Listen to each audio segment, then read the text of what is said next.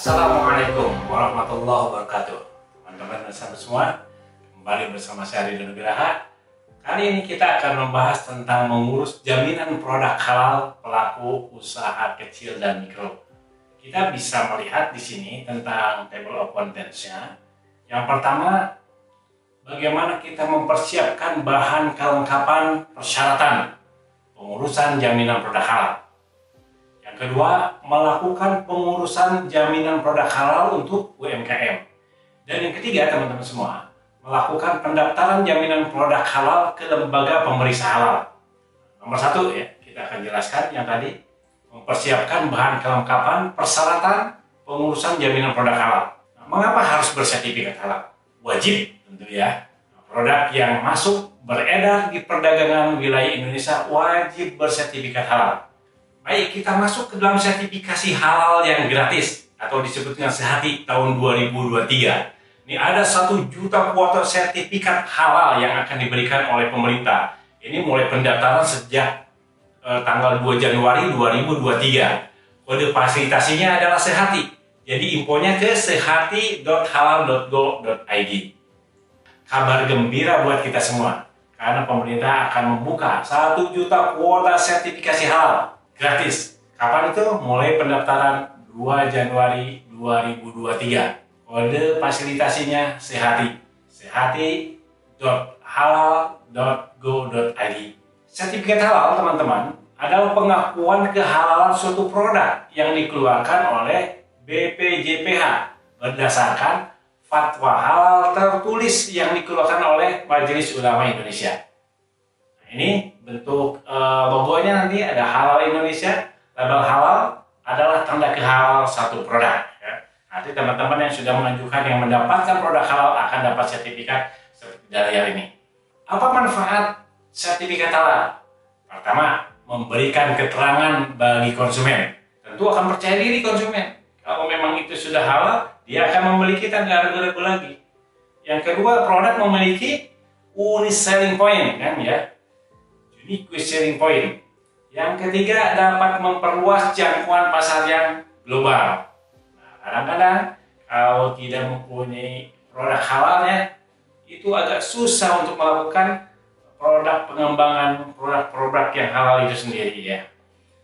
Lapangan bisnis yang memerlukan sertifikat halal. 1, industri pengolahan, yaitu pangan, obat, dan kosmetik. Ada jasa logistik, dan juga rumah pemotongan hewan. Apa syarat-syarat dokumennya? Teman-teman, yang harus disiapkan: 1, surat permohonan. Yang kedua, formulir pendaftaran, aspek legalnya, dokumen penyelia halal. 1, SK penyelia halalnya, salinan KTP-nya, lalu daftar riwayat hidup kita. Yang kelima, daftar nama produk. Yang keenam, daftar bahan dan produk yang digunakan. 7, ada manual halal dari SJPH. Dan ke-8, izin edar. Dari izin edar ini, tetapi tidak wajib. Ya. Yang kedua, tadi kita sudah bahas tentang melakukan pengurusan jaminan produk halal untuk UMKM. Apa aja sih? Ada sertifikat halal itu ada 2. Yang pertama reguler, yang kedua self declare atau mendeklarasikan oleh dirinya sendiri bahwa ini produknya halal. Apa bedanya? Kriteria usaha mikro yang self declare: 1, produk tidak berisiko syaratnya atau menggunakan bahan yang sudah dipastikan kehalalannya.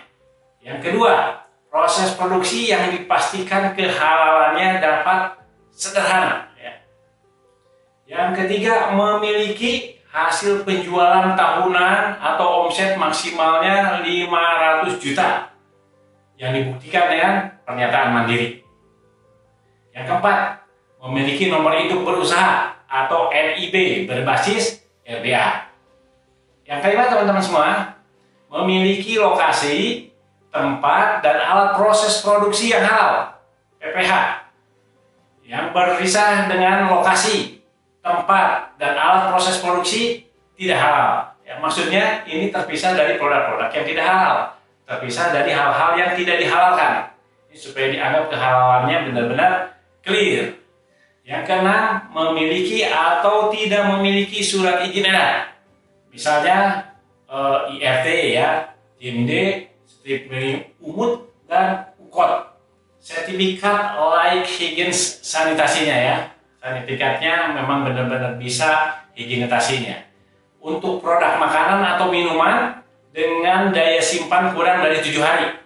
Atau izin industri lainnya atas produk yang dihasilkan dari dinas instansi terkait. Nah, berikutnya teman-teman nih, memiliki outlet atau fasilitas produksi paling banyak satu lokasi. Secara aktif telah berproduksi selama 1 tahun sebelum permohonan sertifikasi halal. Tambahan atau ada lagi kriteria usaha dari kecil mikro untuk yang saya declare adalah bahan yang digunakan sudah dipastikan kehalalannya dibuktikan dengan sertifikat halal. Kemudian termasuk di dalam daftar bahan yang sesuai dengan KMA nomor 1360 strip miring 2021 tentang bahan yang dikecualikan dari kewajiban bersertifikat halal. Berikutnya, tidak menggunakan bahan yang berbahaya. Telah diverifikasi kehalalannya oleh pendamping PPH. Lalu jenis produk, kelompok produk yang disertifikasi halal tidak mengandung unsur hewan hasil sembelihan kecuali berasal dari produsen atau rumah potong hewan atau rumah potong unggas yang sudah bersertifikasi halal. Yang berikutnya adalah menggunakan peralatan produksi dengan teknologi sederhana atau dilakukan secara manual dan atau semi otomatis. Usaha rumah bukan usaha pabrikan tentunya ya. Yang ke-15, proses pengawetan produk yang dihasilkan tidak menggunakan teknik radiasi, tidak rekayasa genetika, dan tidak menggunakan ozon atau ozonisasi, dan kombinasi beberapa metode pengawetan atau teknologi hamil ya. Dan yang berikutnya melengkapi dokumen pengajuan sertifikasi halal dengan mekanisme pernyataan. Dengan mekanisme pernyataan mandiri secara online melalui Si Halal. Tinggal dibuka di Si Halal. Pengurusan sertifikat halal yang reguler. Kalau yang reguler, alurnya kita bisa lihat, pertama ajukan permohonan oleh pelaku usaha.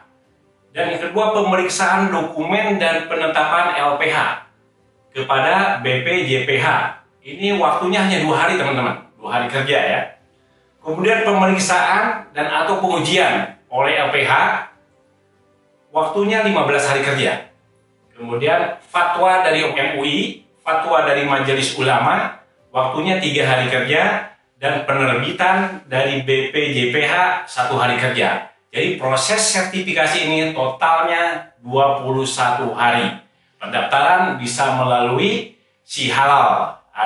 Bisa kita lihat di ptsp.halal.go.id. Alur proses dari sertifikat halal reguler itu ada beberapa tahapan yang bisa kita lihat, nanti teman-teman bisa dipelajari dan nanti akan dijelaskan secara video ya, di rekaman-rekaman video. Tarif pelayanannya itu untuk mikro dan kecil 300.000 teman-teman. Untuk yang menengah 5 juta. Dan untuk usaha yang kategori besar, untuk reguler, itu mencapai 12 juta per produk ya, per produk, bukan semuanya. Misalnya nih, di dalam sebuah pembuatan benih yang pabrikan ada 15 produk. Yang masing-masing benih itu ada biayanya 12 juta tadi. Untuk pengurusan sertifikasi halal tentang self declare. Alur proses sertifikasi halal gratis sehati. Pertama, prosesnya adalah pelaku usaha, lalu kepada pendampingan proses produk halal, kemudian BPJPH, lalu komite fatwa produk halal, kemudian ke BPJPH, lalu kepada pelaku usaha. Satu, untuk pelaku usaha, saya coba jelaskan sedikit. Pelaku usaha membuat akun melalui foto halal ya, di mana di prosesnya adalah di ptsp.halal.go.id. Yang berikutnya mempersiapkan data permohonan sertifikasi halal dan memilih pendamping PPH-nya. Kemudian melengkapi data permohonan bersama pendamping PPH. Lalu kemudian mengajukan permohonan sertifikasi halal dengan pernyataan pelaku usaha melalui si halal. Nanti cara akses si halalnya ada email user, password, login, bisa dilihat di layar ini yang nanti akan dijelaskan di video khusus. Ada bimbingan di dalam video khusus. Kita akan bisa melihat lebih detail proses-prosesnya seperti apa. Baik, yang kedua teman-teman tentang pendampingan PPH. Pendampingan proses produk halal PPH. Ini pendamping PPH melakukan verifikasi dan validasi atas pernyataan pelaku usaha kurang lebih itu 10 hari. Yang ketiga, BPJPH. Nah, BPJPH melakukan verifikasi dan validasi secara sistem. Ya, secara sistem terhadap apa? Terhadap laporan hasil pendampingan proses produk halal. Berikutnya menerbitkan STTD atau surat tanda terima dokumen. Nah, yang keempat, jadi teman-teman semua, ada Komite Fatwa Halal MUI. Menerima laporan hasil dari pendampingan proses produk halal yang telah diverifikasi secara sistem oleh BPJPH dan melakukan sidang fatwa untuk menetapkan kehalalan produk. Yang kelima, BPJPH menerima ketetapan kehalalan produk lalu menerbitkan sertifikat halal. Ini 1 hari. Pelaku usaha pertama mengunduh sertifikat halal melalui si halal, yang kedua mengunduh label halal nasional untuk mencantumkan produk halal. Yang ketiga teman-teman, itu harus melakukan pendaftaran jaminan produk halal ke lembaga pemeriksa halal. Nah, di sini kalau sudah melakukan pendaftaran ke jaminan produk halal ke lembaga pemeriksa halal, insya Allah nanti kemudian akan terbit sertifikat halalnya dan teman-teman di dalam usahanya menjadi tenang sehingga konsumen juga menjadi yakin akan produk kehalalan dan akhirnya diharapkan bisa dengan senang hati, ikhlas, ridho untuk membeli produk yang teman-teman. Demikian yang bisa saya sampaikan. Semoga materi ini bisa membuat kita lebih semangat lagi untuk terus mempelajari dan membuat produk-produk yang halal thayyibah. Semoga bermanfaat. Terima kasih. Wassalamualaikum warahmatullahi wabarakatuh. Assalamualaikum warahmatullahi wabarakatuh.